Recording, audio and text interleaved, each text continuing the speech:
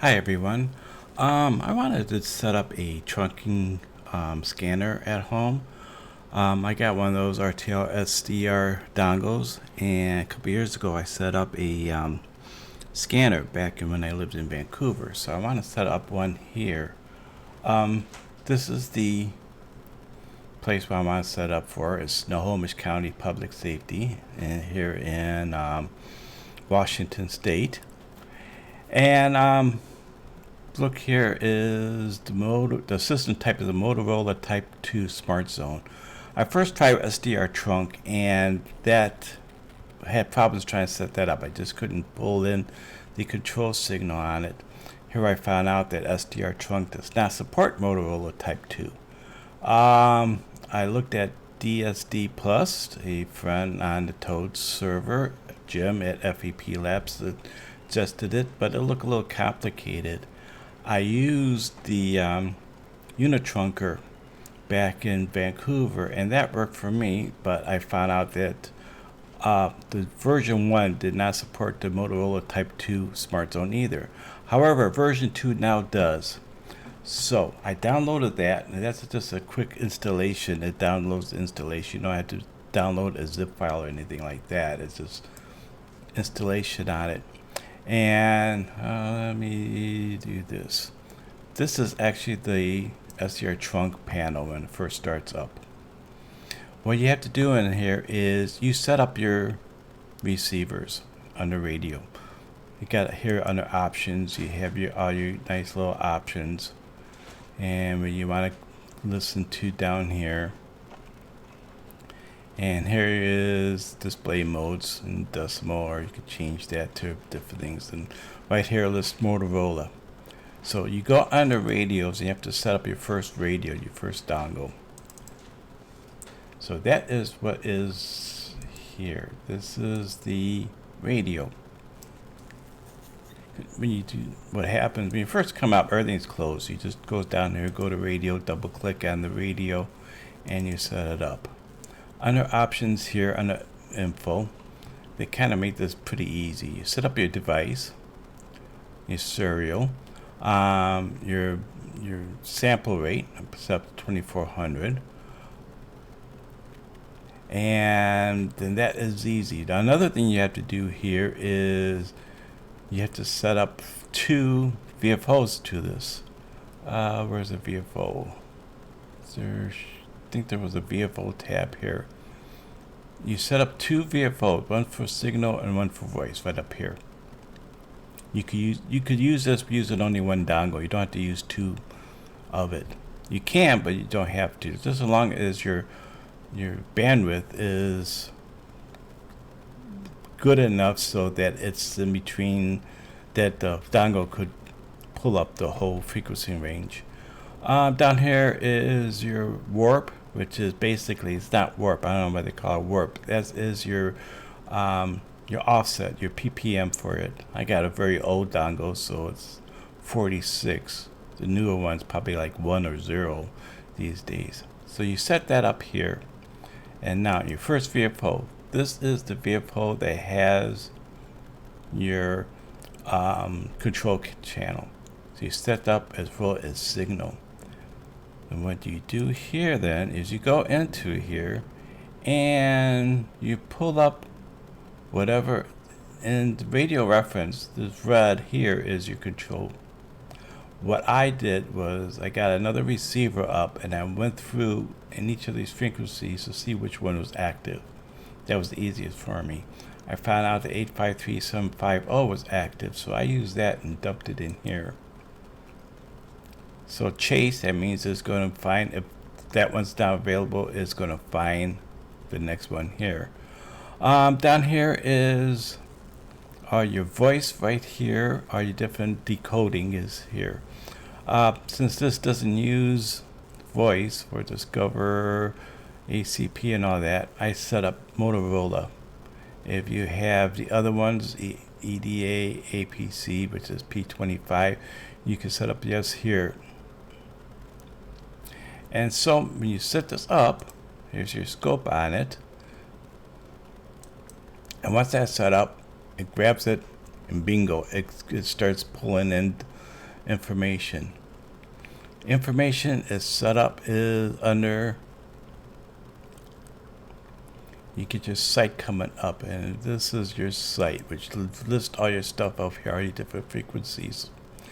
Easiest way to set this up after that is, well, second of all, you go to VFO and you set up a second VFO for your voice. Role is voice. And then you put your output here. I haven't gone to a VB audio virtual cable, and I'll get to that later. And basically, once you have that thing going, it will automatically link to the first VFO, and it will follow the control for which voice channel it uses. Once you've done that, then it pops up your site here. That's the easy part. Next easy part is your channels. So you go under systems and you create a system underneath here. This is my system. I named it the Snohomish County Public SDR. The important part here is your Motorola is your protocol. Now these two here is what you get from radio reference. Your system ID is 7F32. So you put down the 7F32 under your zones, and then what you need for this next part is your radio reference. You will need a subscription to that. I went for the cheap $15 for 6 months subscription, because you only have to use it like once to get this thing populated. You don't have to go for the yearly one or anything like that. You can if you want to. But in order to get your channels and your groups and all that to come up here, you go down to this thing right here. It says download. You click on download. Download will then populate all your channels. Doesn't tell you too much, but it will also populate your talk groups. This is where all the different talk groups will pop up. It will auto-populate this, so you don't have to go in here and manually put all these things in and search. It will grab that information from radio reference. Easy peasy. You also have, as you see in the Snohomish here, it has different sites here. Different sites automatically gets populated under sites.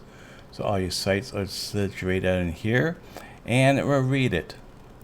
So now that you have that set up, all you have to do is go into here, and you just start up the radio. It will go out there, and to check it under VFO, let's see, under here is VFO, and you go into Snohomish, and it's searching. So under the VFO tab, gives you your talk group and actually give you the name.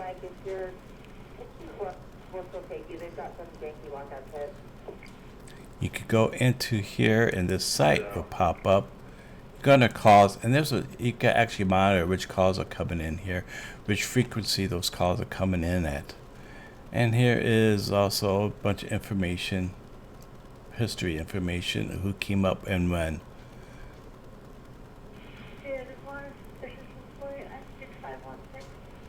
So now you have a easy Unitrunker Trunking system pulling up this information. If you go into the groups, you could also go in here, and you got hide, ignore. You could record it. You click on lock and hold. It will hold on to it. You can lock it in.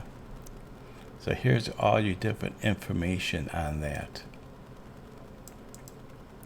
It's very easy. This thing all gets populated once you download that information from your radio reference. Here's your radio reference. Hit download, and your ID for radio reference, your password, your protocol you want to download, because you put in that network ID here, pull up the SID, and then you hit OK. It will automatically download all that stuff down. So now I got a working trunking scanner pulling up. Now, another thing I did is I could hear it on my computer, but I also wanted to sort of broadcast it out to anybody in the house where it might be. there is a program. It's called Radio Feed. Radio Feed is made by ProScan, and it's on the ProScan site.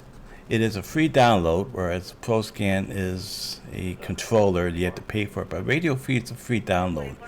And what you can do with that is you could take the audio coming out of the scanner and you could broadcast it in different places. What you do there is, let me quiet this down. What you do from there is you go into your radio, the output speakers, you go through a audio virtual cable, and then you feed that out virtual cable into here, input sound device, and you set that up as your input audio cable. Now, you could set up to Broadcastify, if you have an account there, Icecast or Shoutcast. These are paid clients, I guess, that you have to do, and you have to set up and get an account, a subscription there, and they have a whole bunch of different requirements in order to have that. I didn't want it to broadcast it out on those. I wanted to go out on my local area, do it myself. So under here you have web server, which is where you set this up. Under here you have your web server configuration. It's your server port. This is where those different things on the what you're going to have on the web page. So you access this web page. So it's going to be whatever your IP is. Mine's 10.0.0.91. Whatever port, you could change this port to whatever you want. /stream. This is the stream name here, and it will pull it up. Let me see.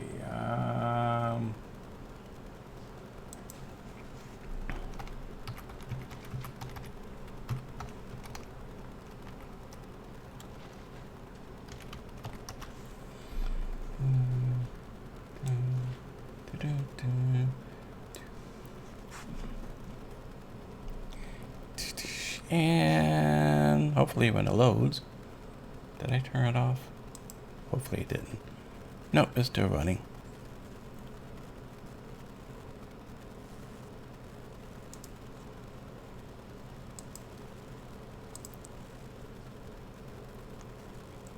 And we'll stream it out here. I have it.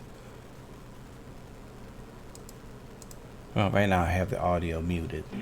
Oh, there it goes. That's the stream part. If we put... Oops.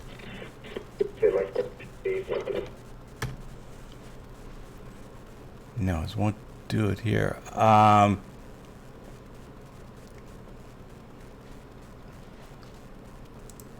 If you go to another website and you pull it up, it will give you a bunch of information where you could do on here, and you could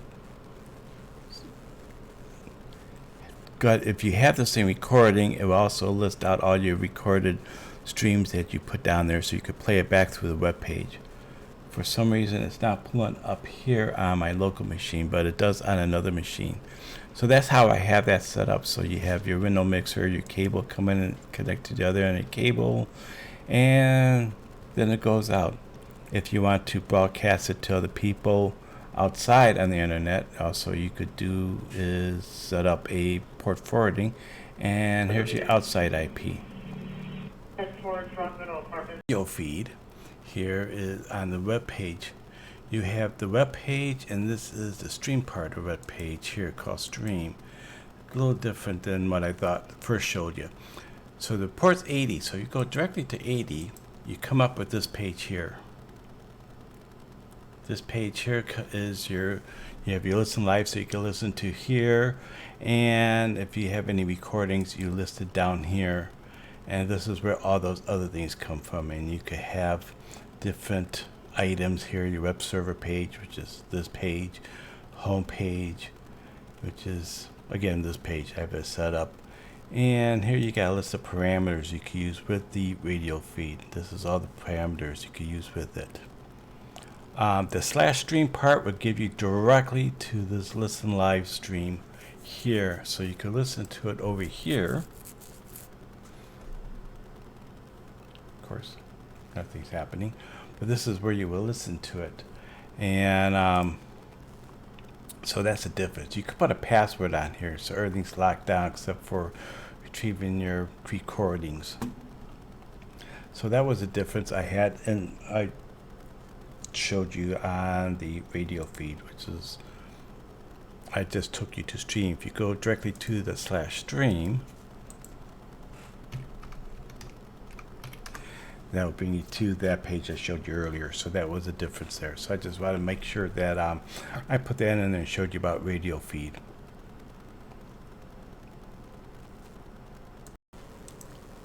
So that's how I set up this Unitrunker. It was nice and easy to set up. It looked like it was easier than setting it up on DSD Plus.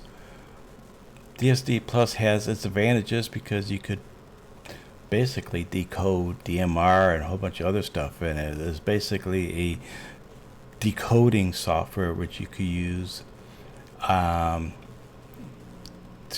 decode stuff. I had to use DSD Plus when I was in Vancouver with UniTrunker version 1 because UniTrunker version 1 did not decode the P25. Version 2 brought that in and decoded, so I had to go through and route my audio through DSD Plus to get the P25 out decoded. Then I had to send it to the radio feed so I could use it. So there was an extra step. UniTrunker takes care of that, so you don't need it. So this is basically how I got UniTrunker. I hope you enjoyed this stream and look forward to more streams from me. This is Ron Walensky, N8WCR.